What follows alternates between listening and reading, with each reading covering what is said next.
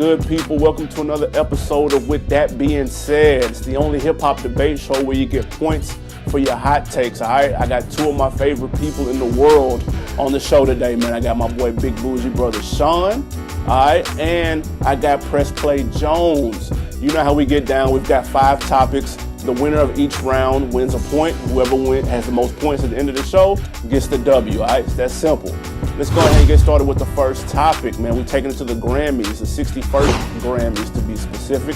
Cardi B becomes the first female MC to take home Rap Album of the Year. Now, she beat out heavyweights like Nipsey Hussle, Pusha T, and rest in peace, Mac Miller. My question to you, Press Play Jones, did the Grammys get it right? I definitely think the Grammys got it right. It was time for a female MC to win Grammy. She's been working hard for quite some time. Even when she was pregnant, she was going in. So Nipsey did have a great album, but overall, I mean, she even crossed over pop with I Like It Like That. So like that was uncomparable to anybody else in that category. So yeah, I definitely think they got it right this year. Okay, Sean, did they get it right, or did she just kind of win the popularity vote?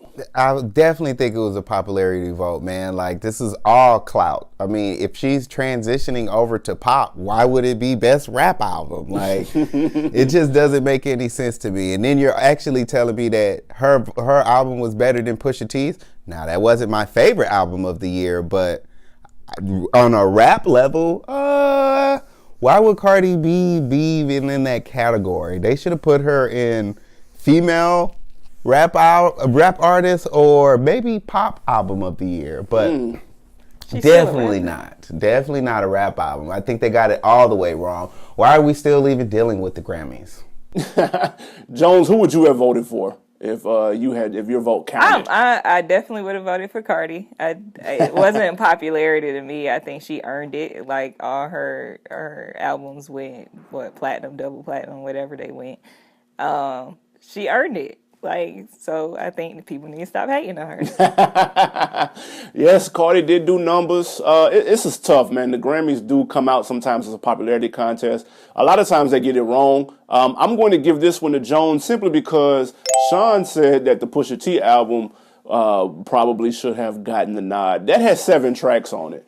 I can't give Rap Album of the Year to an album with 7 songs. I just can't do it, even though it was fire. I think Nipsey should have won, but I'll give this one to Jones for sticking up for Cardi. International Women's Day just passed. Let's celebrate the ladies. All right, man. Topic number 2. We're going to go back to All-Star Weekend, man, back in Charlotte, North Carolina. J. Cole was everywhere. He had a brunch on Friday. He participated in the dunk contest on Saturday. And then he performed halftime on Sunday at the All-Star Game. Sean, this is for you. What did this do for J. Cole and Dreamville's brand? Well, it's definitely bringing the Dreamville brand up a lot more. It's scary because I remember we just talked about it, how, you know, Dreamville might not have a window, but just looking at the way that J. Cole is going in the direction that he's headed, it definitely looks like he wants to put his record label on his back. So, you know, with the whole Middle Child coming out and that going platinum, and then, you know, the video coming out with all the subliminals, you know, I think it's going down the right lane, and I think Dreamville is in the first quarter is ready to go into the second quarter with a little bit of gas. All right, Jones, did this do more for J. Cole himself or Dreamville as a brand, as a whole? I'm definitely going to say this did more for J. Cole himself. I still think the rest of the artists on his label are trash. So I mean, he came out with a dope album, like J. Cole doing his thing, but the rest of the people on his label is Yeah, J. Cole is lifting. He's doing the heavy lifting right now. Sean, if you would have asked any of those kids that were in the front at the halftime show, can they name 2 other Dreamville artists, do you think they would have been able to do it? You said half? No, just that crowd that was in front of him cheering on at halftime. I think a good 40% will probably give you at least 2 more. Just based off being J. Cole fans, you're absolutely right. J. Cole fans and Dreamville fans are completely 2 different fan bases. So I would definitely say that, you know, a lot of them would know JID, man. JID is a good artist, man. I don't sleep on him. He's just coming out. He is on his second project.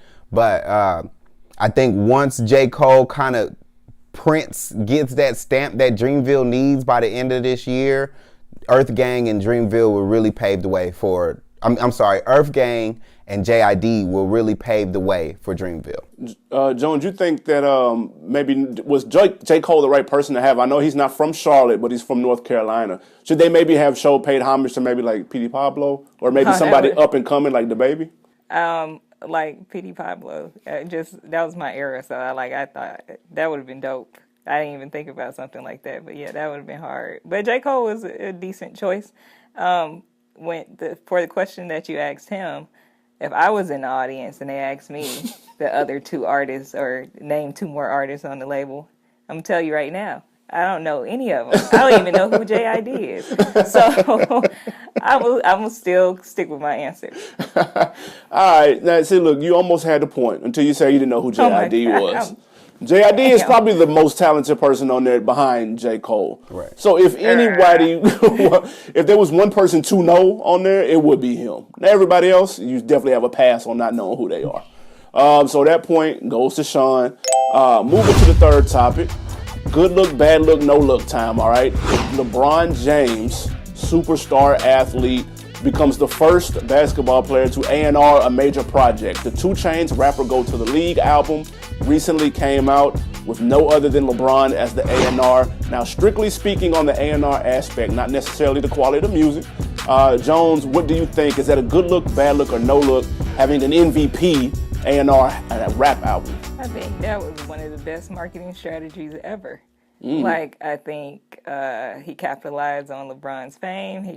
He kind of came back because he was he was putting out good music, but people wasn't hearing it as much. And LeBron, being who he is, hyped the whole album up again.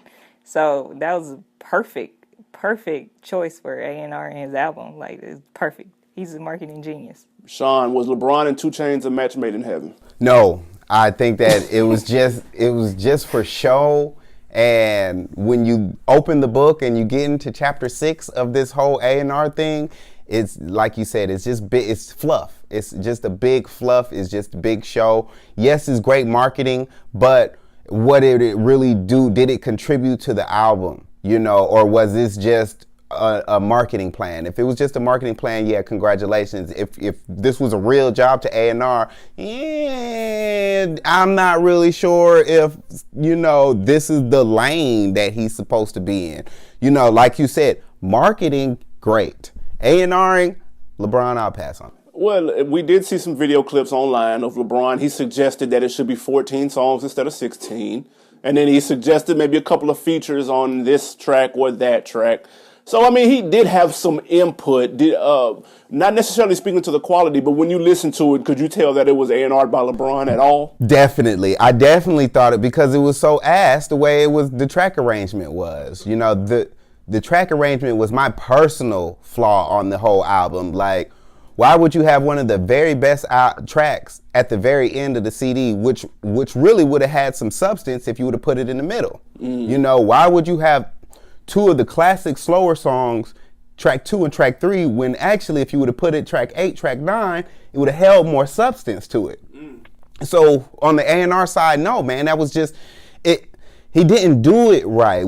If you're a shooter or you're working out, this is not a good workout album because of the track arrangement. So for me, that's the lane that I seen. I feel like, yeah, he does need a little more practice and a better angle at going at least the track arrangement on the A&R side. All right. Jones, will LeBron get another A&R gig anytime soon? I'm not sure about that. Maybe he will, maybe he won't. I still will say I downloaded it and listened to 2 Chainz album because LeBron did it. I did hear an interview that 2 Chainz did that he said, he got, basically, LeBron got the title of A&R, but he didn't do everything like A&R is supposed to do. So, oh, wow. If you go back to, I think it was a Breakfast Club interview, one of those interviews, But yeah, he talks about how much input LeBron really had, and people think he had more input than what he actually did. But it was more a whole strategy thing. So I think it was perfect. He got a whole different fan base off of LeBron. That's a fair point. So, now, when you have LeBron A&R in your project, your album is now getting picked up by sports media outlets across the nation, across the world. So that's a whole nother look that you may not have gotten if you would have had a typical A&R over at Def Jam who nobody knows behind the album. Now, before I reward a point, we're going to go to the next topic, which is also 2 Chainz related. So these will be combined. So if you get this one, then you'll get the 2 points. All right. So now the next question is more related to the content of the actual album and how long it took to come out. Now, this album was teased almost a year ago when he had the rapper go to the league Blimp. He had the single with Quavo and Drake and several other things in between time. Jones, I'm back to you. Did Chainz take too long to promote this, and thus he had to go to the LeBron A&R marketing shtick? Should he have dropped it earlier? I guess for a 2 Chainz real fan, maybe he took a little too long. But it was so many albums coming out. It was so many artists that you could listen to music. I don't think it really affected him like that. Did he over-promote this, Sean? Absolutely. More than over-promoting it, I think he didn't update the album properly. When you're putting in the time that basically when you are making a project, especially when it comes to music, it has to be timeless. Even if you're putting in a sample, the lyrics has to be somewhat timeless. The delivery has to be somewhat timeless. And I think with the promotion of it, and if it was dropped last year, the tracks wouldn't have been critiqued as hard as they were this year. But with it being dropped this year, a lot of it didn't sound up to date. Jones, how did you feel about the album when you heard it? I actually enjoyed the album, and like he had major features on there, so that made me happy. Like you got Ariana Grande on there. Come on now. That's a hot record, though. It is a hot record. He got some records on there, so I'm not hating on it. The project. The project was good to me. Did it let you down, Sean? Sound like it let you down. The project wasn't bad. The Ariana Grande track was a very recent project. Was a very recent track that they put on because of the whole controversy of the pink house that she had used and copped. So yes, there was some fresh tracks on there, but NCAA, that's an older track. $2 Bill, that's a remix of I'm Different. I don't know if anybody noticed that. And then the E40 track, he wasn't even in the studio when they laid that out, and you can tell. Yeah. It was a lot of little things when it came to this album that there's no comparison to Pretty Girls Love Trap Music. That's a good point. Sean makes a very good point. E40 sound like he recorded that over a flip phone. I'm not sure how that made the album. The Kendrick Lamar record let me down just a little bit. It felt as if he put that on there just because he secured the Kendrick feature. And he had the first Kendrick feature of 2019, so he wanted to go ahead and put that on there, but it didn't deserve to make the cut. This point goes to Sean. These 2 points go to Sean, more specifically because earlier in your argument, you called this album a CD. And that's how I know you're washed, like me, because I used to buy CDs too, and I still call them CDs as well. So you get the 2 points. It's tied up going into the 5th and final round. We're talking Migos. More specifically, we're talking OffSet. He dropped his long-awaited off-delayed solo album, and he made his media rounds specifically on Breakfast Club. I want to talk about something he said on there. He mentioned that swag rap was dying out, which is why he wanted to make this album more personal to him. Sean, is swag rap dying out? No. The reason why I say that is because just because we're washed, as you say, just because we're in our late 20s and our mid 30s doesn't mean that ignorant music is just going to go away. Unfortunately, I'm sorry, man. It's going to be, we're the old generation to where we're listening to the music and saying, what is that? What are y'all listening to? So unfortunately, that is a generation of music that will still and never go away. It happened when we were when we were young, and it happened when our parents were young. So I don't think it's going to go away. I just think with Offset getting married and having a child with the woman that he actually loves, you know, I think he sees a different light and he is going down a different path that he hasn't seen before. So he's saying that it's going to change the lane that he's going, but I don't think it's going away. Jones, will you hear a difference in Migos music moving forward? Will it be less about the swag and the cooking and all of that stuff, and will it be more grown man music? I don't really see the Migos being successful at that type of music, because I don't think their albums individually were doing well. I think the best album that came out was Takeoff's. Hey. But Offset, it was okay, you know, but I just still don't feel like he's a lyrical content type of rapper. I do think that the industry is going towards more music that's talking about stuff.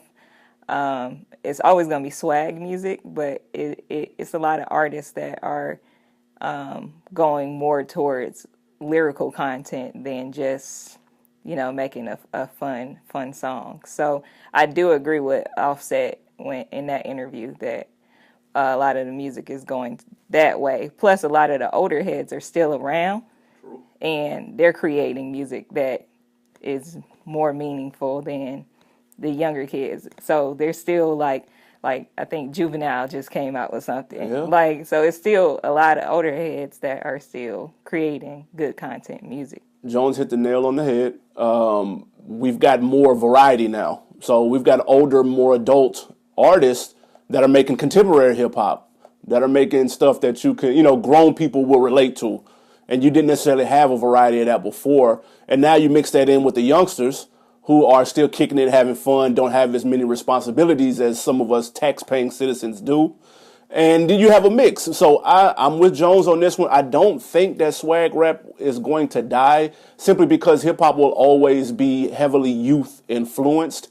And they're all about having fun and kicking it. And to be honest, I like a little bit of that. I don't necessarily need to hear somebody rapping about what I see every day because that gets old. I need a little bit of escapism, a little bit of fantasy so I can get away when I listen to the youngsters, the young millennials doing their thing. So Jones wins that one by a hair. It was close, Sean. Sorry. Jones, you get the W. Any final word before we get Ghost? Just check me out at Fresh Play Jones on all social platforms, and that's it. I'm out. There we go. Sean, better luck next time, buddy. Man, I'm going to get her. All right, man. With that being said, we out.